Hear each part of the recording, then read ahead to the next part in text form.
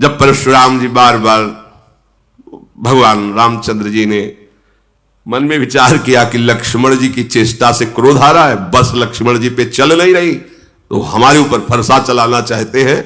टेढ़ जान शंका सब काहू, वक्र चंद्रमा ग्रसै न राहु, बहुत सुधाविते बड़ दोषु। हमें लग रहा है कि उधर तो लक्ष्मण जी कटाक्ष वाले, हम हाथ जोड़ रहे तो हमारे ऊपर गुस्सा करें, मतलब सीधाई में बहुत दोष है। भगवान श्री राम ने बड़े गूढ़ वचन बोले हैं। राम कहो ऋष तजिए मुनीसा, कर कुठारु आगे यह सीसा, जेहि ऋष जाय करी सोई स्वामी, मोहि जानी आपन अनुगामी। प्रभु सेवक ही समर कस, तजहु विप्रवर रोषु, बेसु बिलो के कहस कछु, बालक हूं नहीं दोष। प्रभु ये गर्दन आपके सामने, आप काट दीजिए, आप अपनी गुस्सा शांत कीजिए। मैं सदैव आपका दास हूं, तो दास और स्वामी में युद्ध कैसा?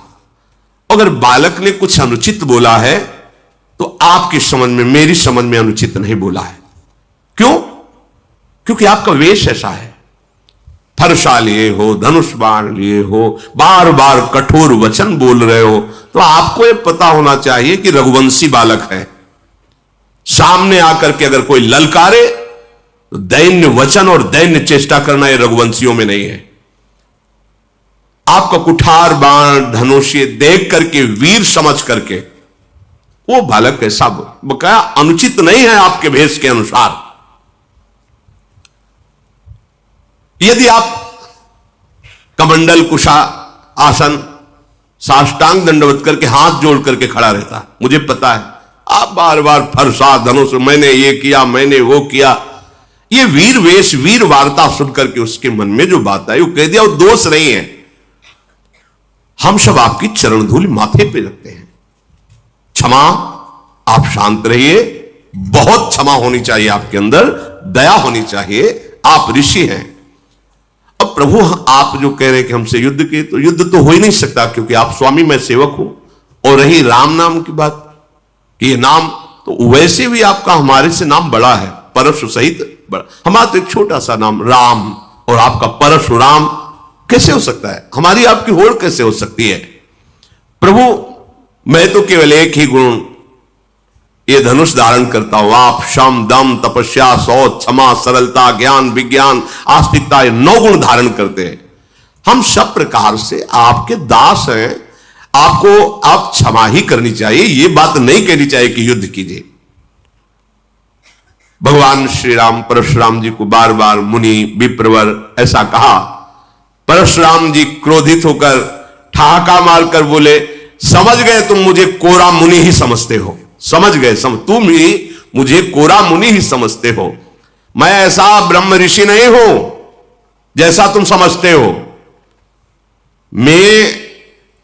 मैं जो ब्रह्म ऋषि जन जैसे यज्ञ करते हैं ना, तो मेरी यज्ञ कैसे होती जानते हो? धनुष श्रुआ बाण आहुति, मेरी क्रोध भयंकर अग्नि, और दुष्ट राजाओं की चतुरंगनी सेना समिधा, और ललकार ललकार के काटना स्वाहा, मैं ऐसा मुनि हूं। परशुराम जी ने कहा ऐसी एक यज्ञ ने करोड़ों यज्ञ की है, बार बार मेरा प्रभाव तुझे भी मालूम नहीं, तू मेरा मुझे ब्रह्म ऋषि मत समझ लेना। भगवान श्री राम हाथ जोड़े ऐसे खड़े, घमंड हो गया होगा तुमको, अजगो तोड़ दिया ना इस बात का, मानो तुमने संसार पर विजय प्राप्त कर ली। प्रभु ने कहा विचार कर बोलिए, विचार कर बोलिए, बहुत कड़वा बोल रहे हो आप। मेरी अगर भूल भी मानते हो तो बहुत छोटी सी, पर आपका ये जो इस समय वचन निकल रहा है बहुत कड़वा है। यदि आप ऐसा कहते हैं कि निरामुनि नहीं है, आप वीर हैं, तो क्षमा कीजिए, फिर मेरी बात सुन लीजिए। त्रिभुवन में कोई ऐसा योद्धा पैदा ही नहीं हुआ जिसके आगे राम का मस्तक भयवश नमन करे। अगर आप ऐसा समझते हो कि आप बार बार मुझे मुनि समझता है, ब्रह्म ऋषि समझता है, तो आप एक बात समझ लो, त्रिभुवन में कोई ऐसा योद्धा वीर पैदा ही नहीं हुआ कि राम का मस्तक उसके सामने भययुक्त होकर झुक जाए। देवता, दैत्य, राजा, योद्धा पूरे त्रिभुवन के एक साथ मिल जाएं और रण में यदि हमें ललकार दे तो मैं सुखपूर्वक, चाहे काल क्यों ना हो, उसको भी नष्ट कर सकता हूं। ये भयवश आपके सामने शीश नहीं झुका रहा, मुनि मानकर ही झुका रहा हूं। और आपको बताया, हमारे रघुवंश में महाराज दशरथ जी देवराज इंद्र की सहायता करने गए थे। हमारे रघुवंश की कुल की ऐसी प्रशंसा है कि रण में यदि ललकार दे तो सामने चाहे कोई काल भी क्यों ना हो, कदम पीछे नहीं हटेगा। परशुराम जी के शरीर में कंप शुरू हो गया जब राम जी बोले कि आप अगर ऐसा समझते हैं कि मैं बार बार मुनि और ऋषि कह रहा हूं, तो आप ऐसे ऋषि नहीं, आप महावीर। तो आप इतना समझ लीजिए, भयवश राम का सिर झुक नहीं सकता, चाहे त्रिभुवन एक साथ होकर के लड़ ले, चाहे काल के सामने खड़ा हो, रघुवंशी कभी कदम पीछे नहीं हटा। फिर हाथ जोड़ा राम जी ने, कहा ऐसा होने पर भी आपके चरणों में प्रणाम है, मैं आपका दास हूं, और जो आपसे भयभीत हो गया वो जगत से निर्भय हो जाता है। जो आपसे भयभीत हो गया वो जगत में निर्भय हो जाता है। विप्रवंश के अस प्रभुताई, अभय होए जो तुम्हें डराई। नाथ, जो आपसे डर गया वो त्रिभुवन में निर्भय हो जाता।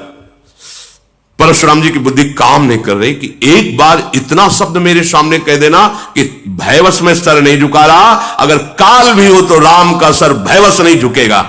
मतलब वीरता ऐसी और बुद्धिमत्ता ऐसी कि आपको जो डर जाए तो त्रिभुवन में निर्भय हो जाए। बार बार वो सोच रहे हैं भगवान के गुण वचन को कि ये सामर्थ्य तो एकमात्र मेरे आराध्य देव में है, हरि में, दूसरे में तो है नहीं। भगवान परशुराम जी ने कहा कि मुझे कुछ संशय हो रहा है, प्रभु निवारण कर लीजिए। तो उनका एक बार भगवान विष्णु ने मुझे अपना ये सारंग धनुष दिया था, कहा था कि मेरा अवतार होगा तब मुझे समर्पित कर देना। मेरे संशय निवृत्ति के लिए आप क्या इस धनुष पर प्रत्यंचा चढ़ा सकते हैं? भगवान ने कहा आदेश कीजिए आप।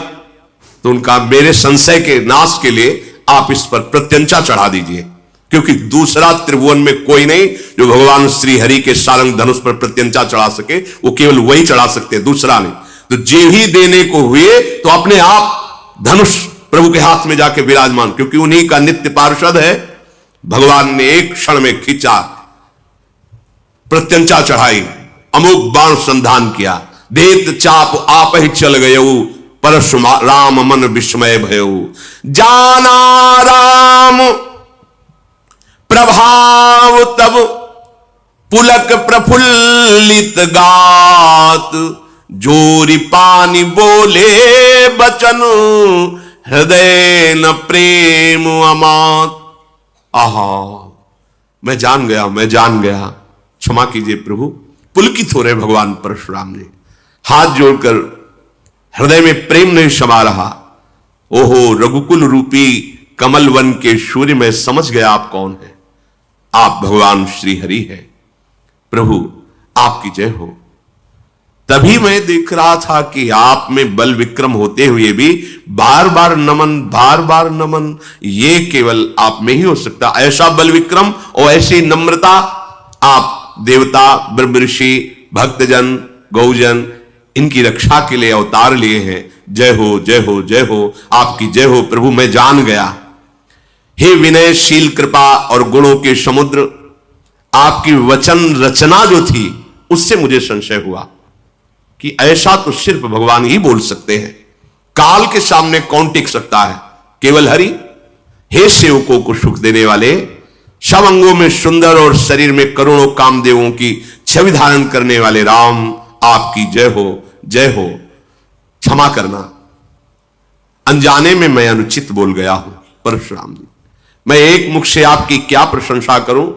अब मैं जान गया कि मेरे आराध्य देव भगवान शंकर के मानस सरोवर पर विराजमान हंस आप ही हो। मैं अनजाने में अनुचित बोला।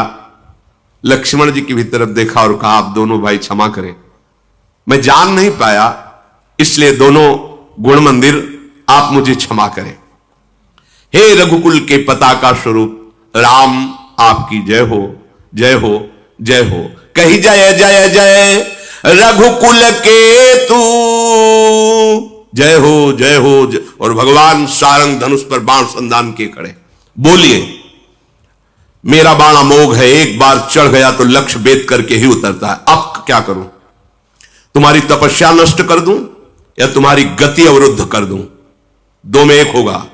आज के बाद तुम साधारण मनुष्य की तरह पैदल चलोगे तो तुम्हारी गति अवरुद्ध कर दूं या सारी तपस्या पुण्य लोक जो प्राप्त किए उनका नाश कर दूं? परशुराम जी ने कहा पुण्य लोकों का नाश कर दो, मेरी गति अवरुद्ध मत करो, क्योंकि पृथ्वी को जीत कर कश्यप जी को दे दिया है तो हम सिर्फ गंधमादन पर्वत पर जा, और वहां अंतर्ध्यान गति से ही जा सकते हैं। इसलिए प्रभु मेरी गति को आप मत नष्ट करो, मेरे पुण्य लोकों को, तपस्या को नष्ट करो। तत्काल भगवान ने बाण के द्वारा उनके तप का नाश कर दिया। भृगुपति गए बनहि तप हेतु, पुनः तपस्या संचय करने के लिए गंधमादन पर्वत पर भगवान परशुराम जी गए। अब तो जो कायर क्रूर कर्मी राजा लोग, राक्षस लोग छुप छुप के राजा बन के आए थे ना, कि अरे धनुष भंग तो किया ही, परशुराम जैसे महावीर चरणों में माथा रख के जय जय करके चले गए, टिकना ठीक नहीं है, सब भाग गए। जितने क्रूर कर्मी राक्षस राजा बन के गए थे, अब तो देवताओं की दुंदुभियां बजने लगी, फूल बरसने लगे। सब जनकपुर के जितने स्त्री पुरुष और भक्त राजा है सब आनंदित हो गए। जनक जी का जो सुख हृदय में उत्पन्न हो रहा है उसका कैसे वर्णन किया जाए। मानो किसी दरिद्री को बहुत बड़ा खजाना मिल गया हो, सीता जी निर्भय हो गई। ऐसा सुख हो रहा है जैसे चंद्रमा का उदय हो गया हो और चकोरी रूप पान के लिए लालायित हो। जनक जी ने विश्वामित्र जी के चरणों में माथा रखा और कहा प्रभु आपकी कृपा से सब मंगल ही हुआ, नहीं तो परशुराम जी को देखकर लग रहा था अब बड़ा अमंगल हो जाएगा। रघुनाथ जी ने धनुष तोड़ा, हमें कृतार्थ किया, अब आगे क्या होना चाहिए आप कृपा करके कहिए। मुनि ने कहा कि वैसे विवाह तो धनुष के अधीन था, जो धनुष भंग करेगा सिया जी का विवाह वो तो हो गया, पर कुल परंपरागत के अनुसार अब होना चाहिए। इसलिए तुम अपने कुल का व्यवहार करो जैसा ब्याह का होता है, और तत्काल अयोध्या को दूत भेजो और अयोध्याधिपति महाराज दशरथ को सूचना दो कि आप बारात लेकर के आओ जनकपुर, और यहां फिर कुल के अनुसार ब्याह हो। ऐसे ये महारसन, देखो भगवान हमारे सब रूपों में है, अपने जनों को सुख देने के लिए जैसी भावना से जो युक्त होता है, हमारे प्रभु इतने करुणामय हैं, वही रूप रख करके अपने भक्तों को आनंदित करते हैं। वह हमारे ही श्री हरि हैं, इन्हीं के विविध रूप हैं। इनके चरित्र सुनने से क्या होगा जानते हो? अपने प्रभु में आसक्ति होगी। हम आपको हृदय की बात बताते हैं, जैसे एकांत में मनन होता है ना, तो वहां सारंग धनुष वाले नहीं होते हैं, बात इनकी चलती है और चेष्टा उनकी होती है। कोई भी चरित्र सुनना भक्त के या प्रभु के, उसका परिणाम होगा आपने जिस इष्ट भाव को स्वीकार किया उसी में गाढ़ रति हो जाएगी। परिणाम देखना, ये नहीं कि आप ये चरित्र सुन रहे हो तो इस चरित्र का परिणाम होगा आपको श्यामा श्याम की अखंड प्रीति प्राप्त होना। ये यहां के अनुभव की बात कहते हैं। महापुरुषन ने सब रस गायो, ध्रुवदास जी ने, महापुरुषन ने सब रस गायो, सब रस गायो, पर देखनो ये है कि उनको हियो कहां ठहरानो, ताही गहनो। देखना है कि उनका हृदय कहां रंगा हुआ है, उसी हृदय रंग को पकड़ना। और प्रभु तो प्रभु ही है ना, हम उनका जस गा रहे हैं, सुन रहे हैं, तो देख रहे हैं कि मेरे किस रूप के उपासक हैं, तो वही रूप आसक्ति प्रकट करेंगे, वही गाढ़ भाव प्रकट करेंगे। तो कभी किसी के मन में ऐसा ना आवे जैसा कि अरे अरे नहीं, अरे इधर बोलो संसार की तरफ, हमें नहीं सुनना किसी और की बात। ये और नहीं है, ये वो ठौर है जिनसे तुम्हारा हृदय निहाल हो जाएगा। सब